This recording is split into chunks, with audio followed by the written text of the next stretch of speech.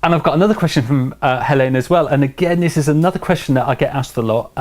You'll notice in the tutorials, one of my favorite colors, it's a real go-to color, is Burnt Sienna. Now, I absolutely love Burnt Sienna. It's the beautiful, beautiful orangey brown. Now, a few people sort of say, why doesn't my Burnt Sienna look like yours? Really, really simple answer to that. It might be a cheaper brand that you're using. I use, for Burnt Sienna, there's a very specific brand that I use, which is Winsor & Newton Artist Acrylic Colour. Okay, so it's AAC, Winsor & Newton AAC, Artist Acrylic Colour.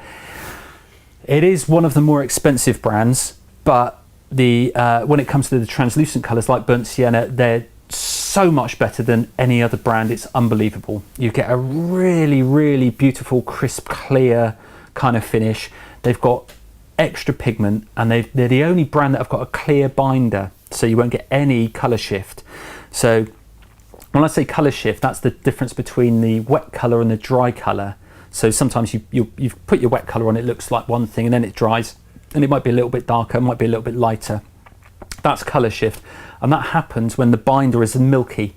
So the binder will be sort of almost like a sort of a candle wax colour, but Winsor & Newton Artist Acrylic Colour is the only brand that has a perfectly clear binder, so you don't get that colour shift. And when you're suddenly using Burnt Sienna, it's like, ooh, it's almost like a completely different colour. So Burnt Sienna's in any other brand, great, but you won't get quite the same luminosity that you can get with the Artist Acrylic Colour. Still get similar effects, just not quite as crisp and beautiful. So it's worth investing just that couple of pounds more for the Artist Acrylic Colour for certain colours, for sure. Hope that helps, Elaine.